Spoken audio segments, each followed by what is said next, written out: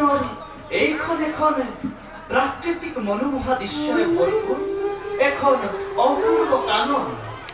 ইয়াৰ প্ৰাকৃতিক দৃশ্য সঁচাকৈয়ে অতুলনীয়।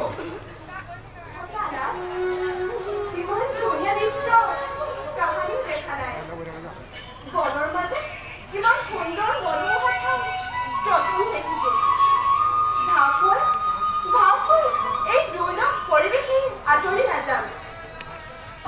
বিশ্বাস নাই জননী, আমাক মন্ত্ৰমুগ্ধ কৰি বিপদত পেলাবৰ বাবে ই কোনো ৰাক্ষস মায়াও হ'ব পাৰে। গতিকে বলক দাদা, আমি নিষ্পথত ভৱাগ্ৰহত